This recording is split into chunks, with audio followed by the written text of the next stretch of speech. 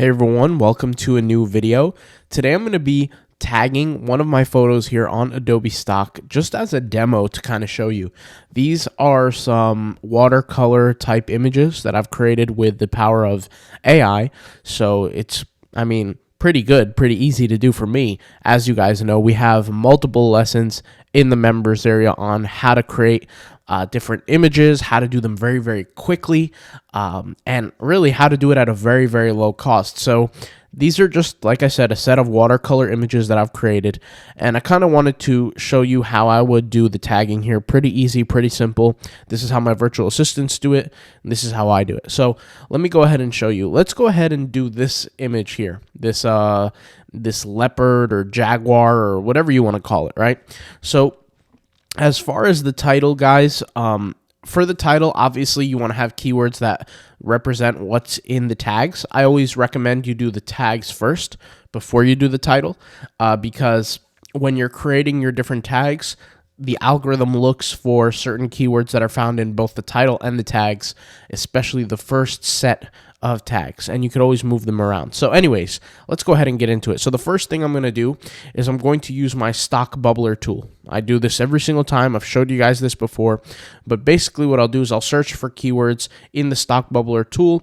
And by the way, the stock bubbler tool is AI powered, and it also uses a whole bunch of different sites.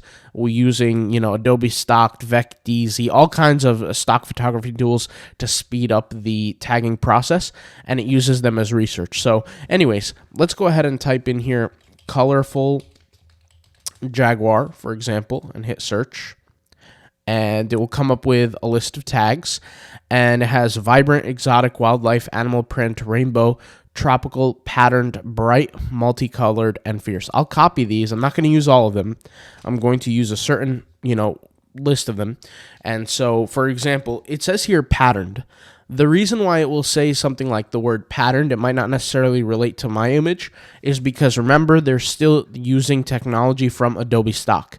So Adobe Stock, VecDeezy, all these different sites. You guys can look at the webpage. I don't want to have to pull it up, but I'll pull it up anyway. Bots and apps. We scroll down here. Where is it here? This tool.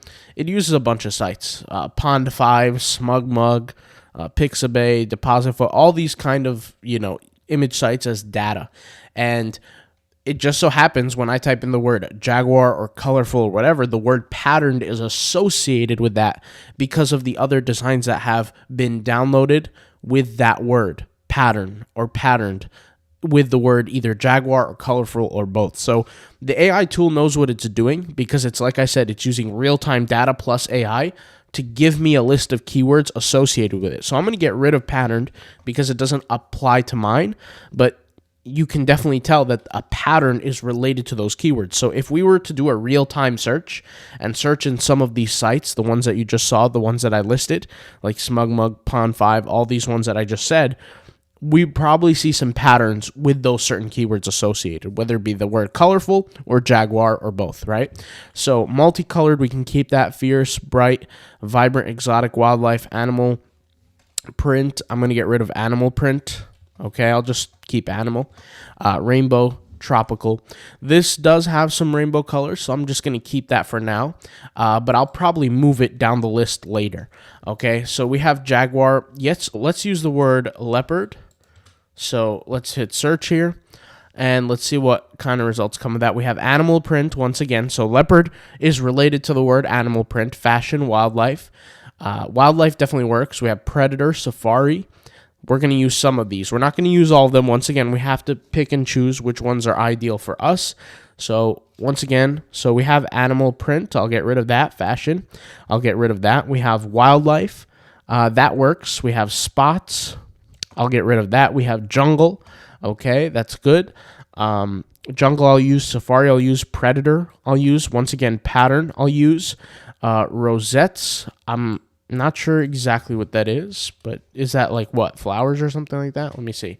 Rosettes. Yeah, that has nothing to do with my design personally. And fur. Now, once again, guys, I want to go ahead and state that what it's doing is it's using two pieces of data. It's using real-time data from these websites, the stock photography sites, and it's using the AI. So it's working in conjunction to be able to provide for me the best keywords related to the one that I presented. So I have to pick based on my image which one's the best. The reason why you're probably seeing words like pattern associated with the word leopard or jaguar a lot is because there's probably images on these stock photography sites of like a leopard print pattern or a jaguar print pattern, and they're selling a lot. That's probably why. So it's picking, like I said, the best keywords associated with that. Of course, the AI doesn't know exactly what's going on here, but let's go ahead and try something a little bit more specific. So if I type in here children's art and I type in, let's say, feline, I'm just curious as to what will come up. Like I said, this is an interesting test. It might not even work because it might be too many characters. But let's see. We have cat, we have kitten, we have drawing. Let's actually just copy this, okay? I'll paste it here, and let's read it here. So we have kitten. Is this a kitten? Not really. I wouldn't use the word kitten here. We have the word cat. We can use that. We can use feline, I guess. We have painting. We can use painting. Drawing. We can use drawing. Creative. I think we can use potentially creative. We'll see. We have animal. Animal we already stated, so I think I'll get rid of animal. Children's book illustration. We can definitely use that. We have kid-friendly. We could use that. Colorful. We can use that. And whimsical. We can use that. So notice here, what I did was I searched for keywords related to the subject of the art. So in this case, the subject of the art is the jaguar.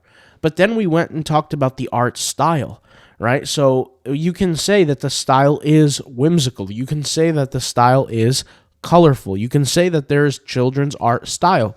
Let's go ahead and type in vibrant cat painting. Or maybe not cat, maybe something else. Let's say leopard. Leopard. Let's see. Leopard painting. Now, once again, the search might fail because it might be too many characters that I'm presenting here. We'll see. It might work, it might not. So, vibrant leopard painting, animal, colorful, wildlife. Did we add wildlife? We did add wildlife. Okay, jungle. Did we add jungle? Let's see here. I don't think we added the word. Oh, yeah, we did add jungle. Abstract. We can add abstract. Acrylic and art. We could technically use acrylic, but that would be a style. I'll go ahead and copy this and paste it here. So what I did here, this is just a few runs, guys. Just a few runs of searches. And it provided me around 24, I think.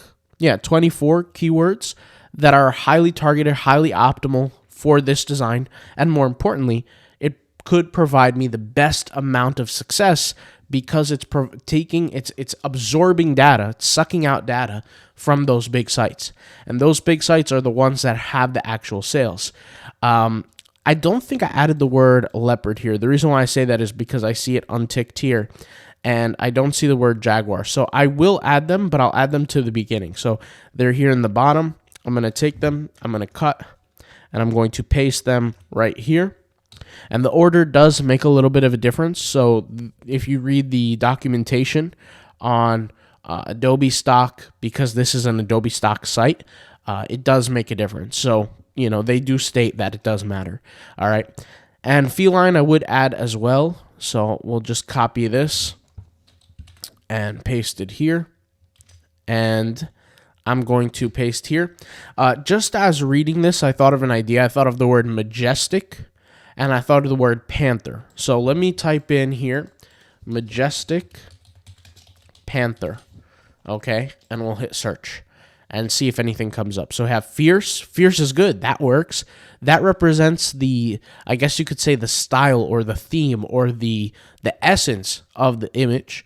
We have sleek, regal. I wouldn't use sleek, but I would definitely use regal. Powerful, mysterious, graceful, wild. Predator, that works. Jungle and black. Let's go ahead and copy those. This is perfect. Okay, and I'll hit paste.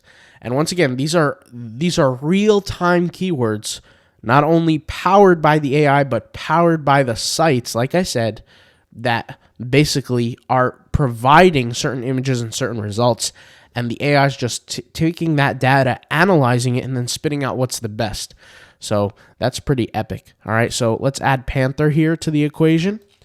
And once again, I'm not sure what this is, if this would be considered a jaguar or a panther or a leopard, but I think panthers are, I could be wrong, but I'm pretty sure they're the black kind, and then you have the leopard as the other one. But hey, it is what it is. It doesn't matter. I'm just going to add them. You know, somebody could search the word panther, might find my image satisfying to their needs, so that will work. We have predator. Okay, we have mysterious, graceful, jungle, black. So overall, this is pretty good. Now, what I'm going to do is I'm not going to actually submit this photo because I kind of don't want to expose my actual account. And this is, once again, my demo account too, and I don't even want to expose that because I have well over 1,000 photos on it. And this was the same demo that I've used in my lessons. So if you guys are familiar with my lessons on the members area, if we go to poddegree.com and you come to this page, we already have over 514 members. It's free to join. We have free lessons and we have paid lessons. So this lesson here, Basics to Stock Photography Business, you can click and watch it.